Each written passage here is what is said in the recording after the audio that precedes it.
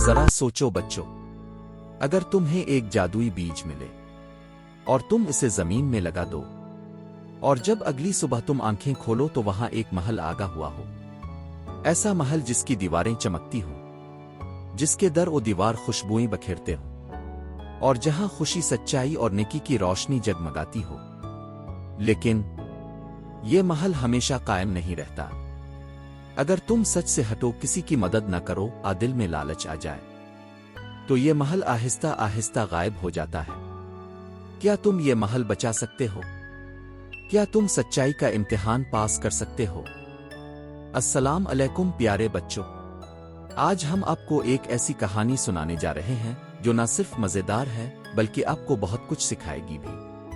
یہ کہانی ہے ننھے شہزادے ریان کی، جو ایک دن ایک مٹر کا دانہ زمین میں بوتا ہے، اور جب وہ جاگتا ہے تو وہاں آگاہ ہوتا ہے ایک جادوئی محل۔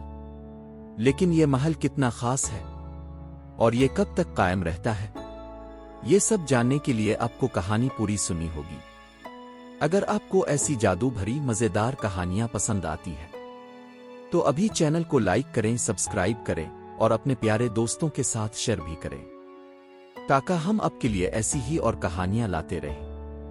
تو آؤ بچوں، اپنے دلوں کو کھولو، آنکھوں کو بند کرو اور میرے ساتھ ایک نئی دنیا کی سیر پر چلو، جہاں ایک چھوٹے سے بیج سے کھلتا ہے سچائی کا تاج محل۔ شہزادہ ریان اور جادوئی مٹر کا دانہ۔ ایک دور دراز وادی کی طرف، جہاں سبز پہاڑوں کے درمیان ایک چھوٹا سا پرانا سا محل تھا۔ اسی محل میں رہتا تھا ایک خوبصورت سا ننھا شہزادہ جس کا نام تھا ریان۔ ریان نہایت ذہین، ہنس مکھ، لیکن تھوڑا ضدی بھی تھا۔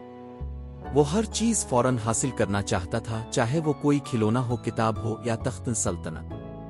ایک دن ریان اپنے دادا جان کے ساتھ محل کے پرانے باغ میں کھیل رہا تھا۔ دادا جان نے اسے ایک چھوٹا سا مٹر کا دانہ دیا اور کہا، بیٹا ریان، یہ مٹر کا دانہ خاص ہے۔ اگر تم اسے زمین میں لگا دو اور دل سے خیال رکھو، سچ بولو اور دوسروں کی مدد کرو، تو یہ دانہ تمہیں تمہاری زندگی کا سب سے قیمتی تحفہ دے گا۔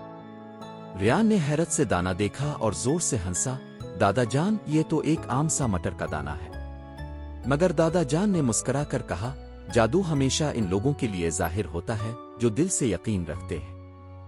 ریان نے دانہ زمین میں گاڑ دیا۔ اس رات وہ مٹر کے دانے کے بارے میں سوچتے سوچتے سو گیا۔ اگلی صبح جب وہ جاگا تو باغ میں کچھ عجیب سا محسوس ہوا۔ پرندے بہت خوش تھے، پھول جگمگا رہے تھے، اور سب سے بڑھ کر اس جگہ جہاں دانہ بویا گیا تھا وہاں ایک چھوٹا مگر شاندار جادوئی محل الفاق آیا تھا۔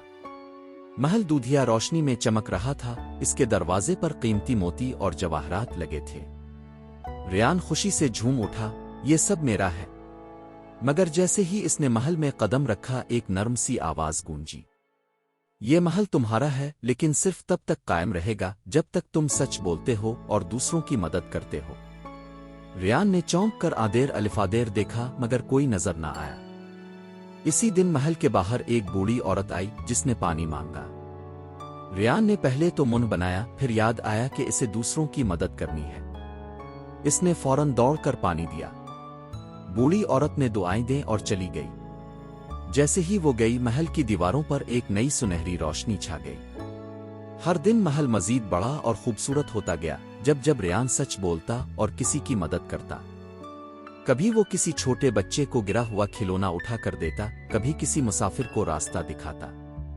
مگر ایک دن جب بادشاہ نے پوچھا، ریان، کیا تم نے قیمتی تاج محل سے الفاٹ الف تھا؟ تو ریان نے جھوٹ بولا، نہیں، وہ تو مجھے وہاں پہلے سے ملا تھا۔ بس محل کی روشنی مدھم پڑ گئی، دیواروں پر دراڑیں آ گئیں اور ایک زوردار آندھی چلی۔ محل ہلنے لگا۔ ریان ڈر گیا۔